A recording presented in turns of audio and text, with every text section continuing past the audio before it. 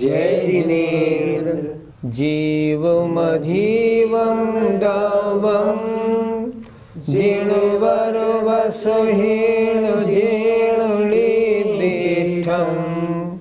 देविन्दविन्दवन्दं वन्दे तं सर्वदा शिरसा। पंच परमेष्ठी भगवान की जय। आज हम चर्चा करेंगे बंध कितने प्रकार का होता है। 4 प्रकार का। और 4 प्रकार के बंध में मुख्य कारण क्या है। ये 4 प्रकार का बंध किन कारणों से होता है। 2 बंध योग से, 2 बंध कषाय के कारण होते हैं। तो आइए इस गाथा को, अब अगली गाथा को देखते हैं। पयणिठि दियाळु भागा, पयणिठि दियाळु भागा, पयणिठि दियाळु भागा, पयणिठि दियाळु भागा, पदेषु भेदादु चतुर्विधो बन्धो, पदेषु भेदादु चतुर्विधो बन्धो, योगापयडिपदेशा, योगापयडिपदेशा, ठिदियणुभागा कषाय दोहन्ति, ठिदियणुभागा कषाय दोहन्ति, पयणिठि दियाळु भागा, पदेश भेदादु चतुर्विधो बन्धो, योगापयडिपदेशा, ठिदियणुभागा कषाय दोहन्ति।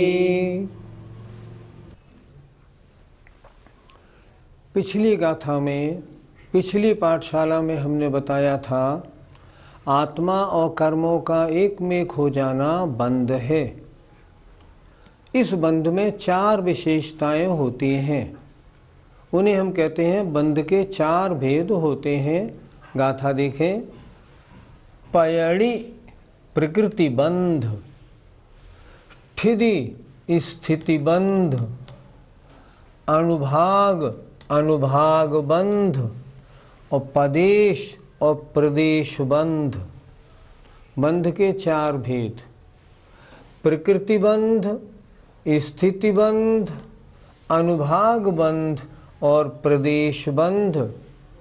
भेदादु इनके भेद से, बंधो बंध चतुर्विधो 4 प्रकार का कहा गया है। योगा योग से प्रकृति बंध और प्रदेश बंध होते हैं।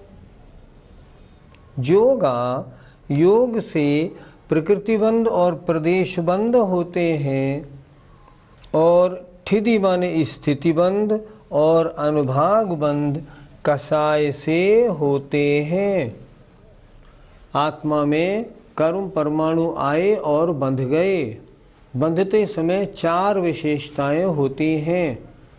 प्रकृति बंध, स्थिति बंध, अनुभाग बंध और प्रदेश बंध। 4 विशेषताएं हो गई। फिर देखें। पयडि प्रकृति बंध, ठिदि स्थिति बंध, अनुभाग बंध और प्रदेश बंध के भेद से बंध 4 प्रकार का होता है। चतुर्विधो, चतु माने 4, विधो माने प्रकार का होता है। बंध के 4 भेद। प्रकृति बंध, प्रदेश बंध, स्थिति बंध और अनुभाग बंध। ये कैसे होते हैं। योगा योग से प्रकृति बंध और प्रदेश बंध होते हैं। और कषाय 2 कषाय से स्थिति बंध और अनुभाग बंध होते हैं। बंध के कितने भेद होते हैं। गाथा में आपने पढ़ा बंध के 4 भेद हैं। प्रकृति बंध, प्रदेश बंध, अनुभाग बंध और स्थिति बंध। बंध के 4 भेद होते हैं, अर्थात बंध होते समय ये 4 विशेषताएं होती हैं। चार प्रकार के बंध को हम किस तरह समझें? इनको समझने के लिए हमें इनकी जो परिभाषा डेफिनेशन है उस पर गौर करनी चाहिए। पहला प्रकृति बंध।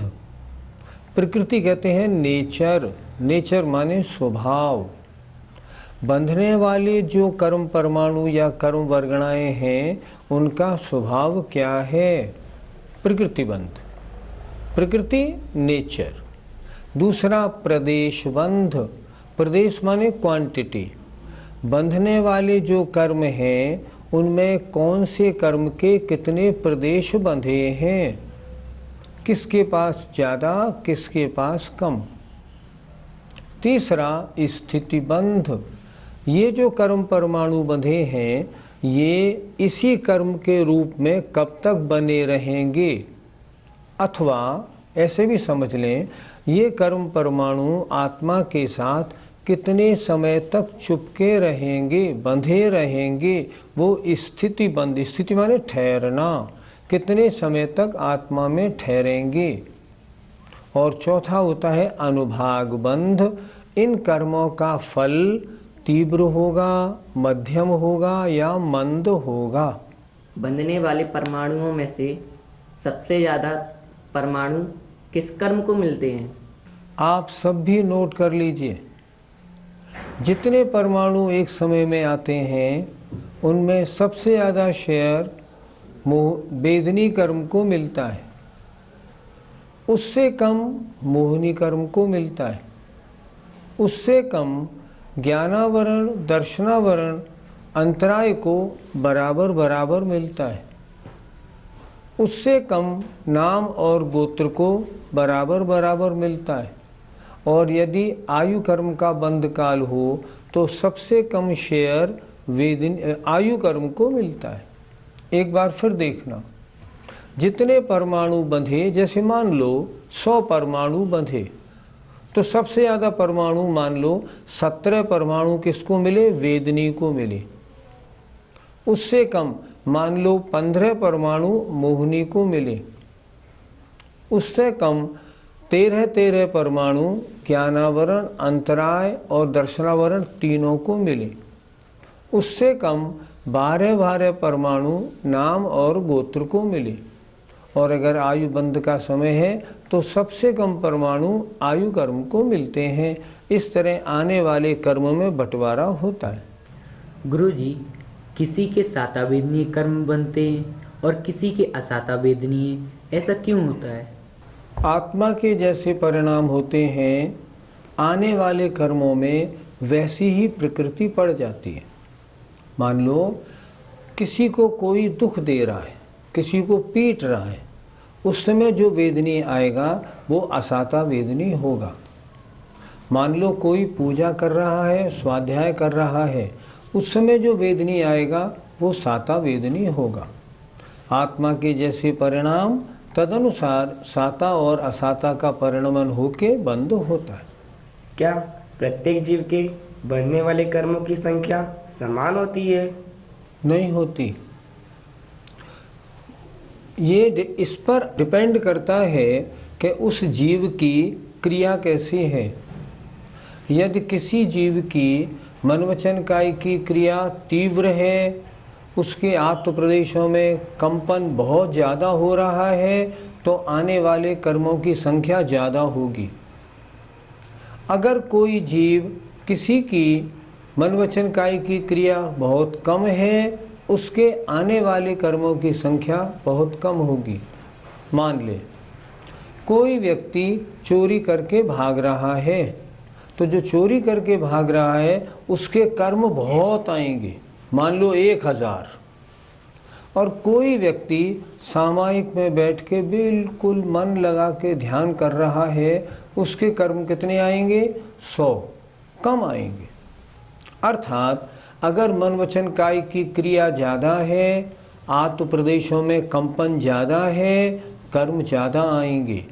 मन वचन काय की क्रिया कम है, आत्म प्रदेशों में हिलना डुलना भी कम है, कर्म कम आएंगे। कर्मों की क्वांटिटी डिपेंड करती है आत्म प्रदेशों के कंपन परिस्पंदन पे। स्थिति बंध अर्थात कर्मों का रुकना। तो किस कारण से कर्म ज्यादा रुके हैं व किस कारण से कर्म कम रुकते हैं? आपके पूछने का मतलब ये है कि कर्मों में स्थितिबंध कम या ज़्यादा कैसे पड़ता है। अगर इसको समझना हो तो हमें ढंग से समझना होगा। थोड़ा कड़ा विषय है। कर्म प्रकृतियाँ होती हैं 148। इनमें से हम 145 कर्मों को एक तरफ रखें और 3 कर्म तिरंचायु, मनुष्यायु, देवायु, इनको एक तरफ रखें। इधर 145, इधर 3। अब देखना, जिस समय कर्म आ रहे हैं, अगर मेरी कषाय तीव्र है तो ये 145 कर्म ज़्यादा रुकेंगे और 3 कर्म कम रुकेंगे। 3 कौन से? तिरंचायु, मनुष्यायु, देवायु, इनमें स्थिति कम पड़ेगी। अगर मेरे परिणामों में कषाय मंद है तो ये 3 जो आयु हैं, तिरंचायु, मनुष्यायु, देवायु, इनमें स्थिति ज़्यादा पड़ेगी और 145 में स्थिति कम पड़ेगी। फिर एक बार समझें, विषय कड़ा है थोड़ा। स्थितिबंध कर्मों का आत्मा के साथ रुकना कितनी देर है। तो हम क्या करें, 148 कर्म प्रकृतियों को 2 हिस्सों में बांटें। एक तरफ 3 आयु रखें, तिरंचायु, मनुष्यायु, देवायु। 145 से सारी प्रकृतियां एक तरफ रख लें।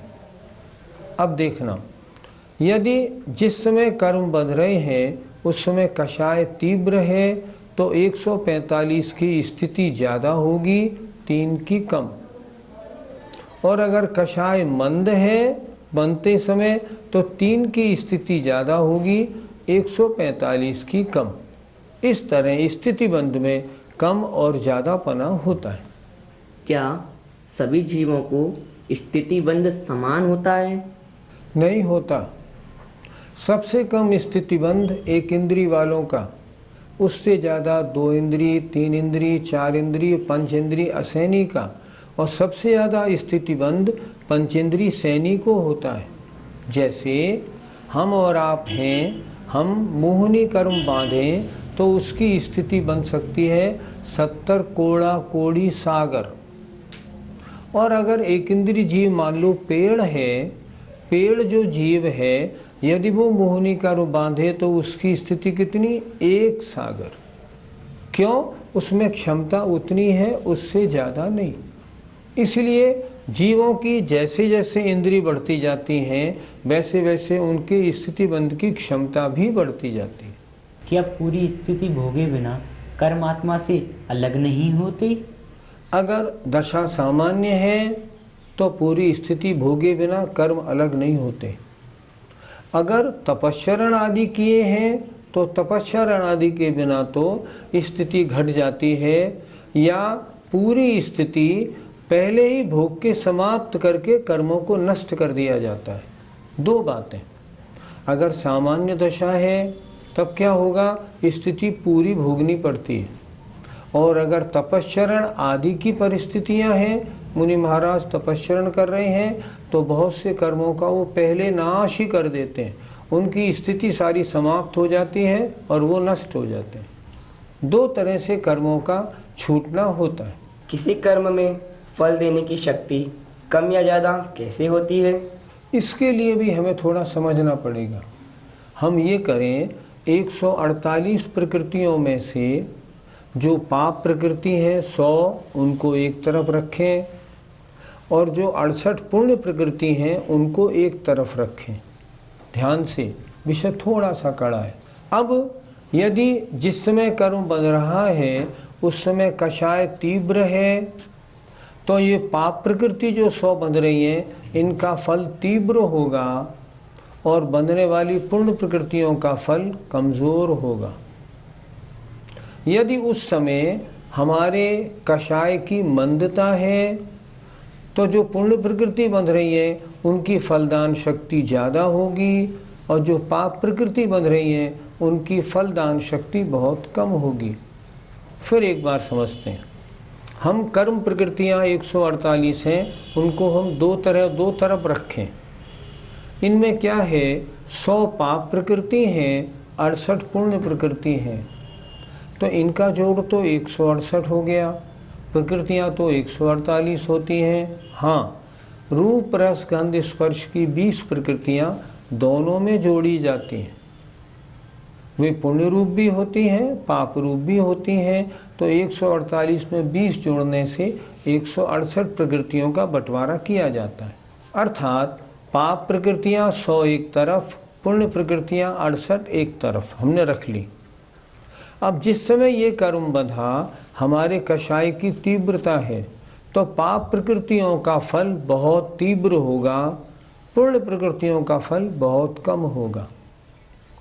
जिस समय हम प्रकृति बांध रहे हैं उस समय हमारी कषाय बहुत मंद है, तो पुण्य प्रकृतियों का फल बहुत ज़्यादा होगा, पाप प्रकृतियों का फल बहुत कम मिलेगा। इस तरह बंधने वाले कर्मों के फलदान शक्ति में अंतर पड़ जाता है। आयु कर्म का बंध एक जीव कब करता है? आयु कर्म का बंध देवों के, नारकियों के और भोग भूमिया जीवों के अपनी आयु के अंतिम शेष 6 माह रह जाने पर होता है। और हमारा बंध जो शेष और जीव हैं उनके आयु कर्म का बंध कैसे होता है? आयु में से 2/3 आयु बीत जाए उसके बाद होने के अवसर आते हैं। अवसर कितने आते हैं आयुबंध के? 8। नारकी देव आदि के अंतिम 6 माहों में आते हैं। हमारे और अन्य जीवों के, त्रिंच और मनुष्यों के, इन जीवों के भोग भूमिया को छोड़ के इन जीवों के 2/3 आयु बीत जाने पर आते हैं। जैसे मान लो मेरी आयु 81 वर्ष की है, तो मैं आयु सबसे पहले कब बांधूंगा? जब 27 या 81 इनमें से 2/3 बीत जाएगा, अर्थात 54 वर्ष बीत जाने पर जो पहला अंतर्मुहूर्त आएगा, मैं उसमें आयु कर्म जैसे परिणाम होंगे वैसा आयु बंधेगी। मान लो उसमें नहीं बंधी, तब क्या होगा? तब ये होगा 27 वर्ष में से पुनः 2/3 निकालो, 18 वर्ष और निकाल दिए। जब 9 वर्ष की आयु शेष बची, तब पहले अंतर्मुहूर्त में जैसे परिणाम होंगे वैसा आयु बंध होगा। मान लो उसमें भी नहीं हुआ, तो अंतिम 9 वर्ष के भी फिर 2/3 6 वर्ष निकाल दो। जब 3 वर्ष शेष रह जाएंगे तब आयु बंध का काल आएगा। उस समय जैसे परिणाम होंगे वैसा आयु बंधेगा। इस तरह 8 बार करो। नारकी और देवों के जो अंतिम 6 माह होते हैं उनमें पहला आयुबंध का काल 4 महीने बीत जाने पर आता है। 2/3 निकालो। इस तरह आयुबंध का काल आता है। एक व्यक्ति के जीवन में 8 आयुबंध के काल आते हैं। अगर 8 आयुबंध के काल में अगर उसके आयु ना बढ़े तो मरने से एक असंक्षेपाधा काल पूर्व अर्थात आवली के संख्यात्मक भाव पूर्व नियम से आयु बंध ही जाती है। अगर इन 8 अपकर्ष कालों में नहीं बंधी तो ये आयु बंध का नियम है। क्या हमारे प्रति समय 4 प्रकार के बंध होते हैं या फिर कभी 3 या कभी 2? हमारे प्रति समय जो कर्म बनते हैं उनमें 4 प्रकार के ही बंध प्रति समय होते हैं। कर्म बंधने के बाद उदय में कब आते हैं? कर्म का एक आबाधा काल होता है। आबाधा काल का मतलब इतने समय तक ये कर्म उदय में नहीं आएगा। मान लो एक कोड़ा कोड़ी सागर स्थिति का कोई कर्म बंधा तो वह बंधने के 100 वर्ष तक उदय में आने के योग्य नहीं होता। उसे हम कहते हैं आबाधा काल। तो जो भी कर्म हमने बांधा उसका जो आबाधा काल है, आबाधा काल निकल जाने के बाद जितनी स्थिति है तब तक वो कर्म निरंतर उदय में आता ही रहता है। क्या संसार में ऐसे भी जीव हैं जिनकी आश्रवण होता ही नहीं हो? हमने आपको 13वीं गाथा के अर्थ में 14 गुणस्थान पढ़ाए थे। उनमें 10वें गुणस्थान से ऊपर के जो जीव हैं 11, 12 और 13वें गुणस्थान, 13वें गुणस्थान का मतलब अरहंत परमेष्ठी भगवान, इन जीवों के तो सिर्फ एक साता वेदनी का बंध होता है और किसी कर्म का बंध ही नहीं होता, और उसकी स्थिति भी एक समय होती है। 13वें गुणस्थान के बाद आया 14वां गुणस्थान अयोग केवली। अयोग केवली एक ऐसे जीव हैं जिनके किसी भी कर्म का आश्रव होता है ना बंध होता है, होता ही नहीं। इसलिए संसार में स्थित केवल अयोग केवली के आश्रव बंध नहीं होता, से सबके होता है। ये 4 प्रकार के बंध किस कारण होते हैं? इस गाथा की नीचे वाली पंक्ति पे आप दृष्टि डालिए, उसमें क्या लिखा है? जोगा पयडिपदेशा, प्रकृतिबंध और प्रदेशबंध योग से होते हैं और स्थितिबंध और अनुभागबंध कषाय से होते हैं। फिर एक बार सुने, प्रकृतिबंध और प्रदेशबंध योग से होते हैं और स्थितिबंध और अनुभागबंध कषाय से होते हैं। इस प्रकार चारों बंधों में मुख्य कारण कौन है? योग और कषाय। एक प्रसंग आपको सुनाना चाहूँगा। बहुत वर्ष पहले एक बार जब बंध पर चर्चा हो रही थी तब आचार्य विद्यासागर जी महाराज ने ये कहा था, 4 प्रकार के बंध में मिथ्यात्व का कोई रोल नहीं है। जब कुछ लोगों ने इसकी किताब छापी तो उसमें लिख दिया कि बंध के क्षेत्र में मिथ्यात्व अकिंचित कर, अर्थात कुछ नहीं करता। इस बात को लेके पूरे हिंदुस्तान में और ख़ासकर जो एकांती लोग हैं उनमें बहुत शोरगुल मचा कि ये कैसे साधु हैं जो मिथ्यात्व को बंध का, संसार का कारण ही नहीं मानते, और उन्होंने इस पर बहुत शोर मचाया। लेकिन क्या उनका शोर मचाना ठीक था? नहीं, बिल्कुल गलत। क्यों? देखें, नीचे वाली गाथा की पंक्ति क्या कह रही है? प्रकृतिबंध और प्रदेशबंध योग से होते हैं, स्थितिबंध और अनुभागबंध कषाय से होते हैं। तो मैं पूछना चाहूँगा उन लोगों से, 4 प्रकार के बंध में मिथ्यात्व किसमें कारण है? अच्छी तरह सोचें, कोई पक्षपात नहीं, आगम की दृष्टि से आप सोचें कि मिथ्यात्व के कारण क्या प्रकृति प्रदेश बंध होता है या स्थिति अनुभाग बंध होता है? कोई भी नहीं होता। चारों प्रकार के बंध में मिथ्यात्व का कोई रोल ही नहीं है। और आचार्य विद्यासागर जी महाराज ने बंध के प्रकरण में ये बिल्कुल ठीक बोला था कि 4 प्रकार के बंध के प्रकरण में मिथ्यात्व का कोई रोल नहीं। आचार्य नीमचंद्र सिद्धांति देव तो गाथा में क्लियर एक लाइनें नीचे लिखे दे रहे हैं, जोगा पयडिपदेशा ठिदि अनुभागा कषाय दो होंती। जब इतनी स्पष्ट चर्चा है तो ये विवाद क्यों? इस विवाद को लेके कटनी में एक विद्वानों की गोष्ठी प्रमाण सागर जी महाराज के सानिध्य में हुई और उसमें ये निर्णय लिया गया बिल्कुल कि वास्तव में आचार्य श्री का कथन बिल्कुल ठीक है। 4 प्रकार के बंध में मिथ्यात्व का कोई रोल नहीं है। 2 बंध योग से होते हैं, 2 बंध कषाय से होते हैं। 4 प्रकार के बंध में मिथ्यात्व कुछ नहीं करता। आज की पाठशाला में हमने क्या क्या सुना? हमने ये सुना कि जो धर्म कर्म बंधते हैं ना, उनमें 4 प्रकार के बंध पड़ते हैं, प्रकृतिबंध, प्रदेशबंध, स्थितिबंध और अनुभागबंध। और इनमें 2 बंध प्रकृतिबंध, प्रदेशबंध योग से पड़ते हैं, स्थितिबंध और अनुभागबंध कषाय से पड़ते हैं। अतः यदि हम ये चाहते हैं कि बंधने वाले कर्म कमज़ोर हों तो हम अपनी कषायों को वश में करें।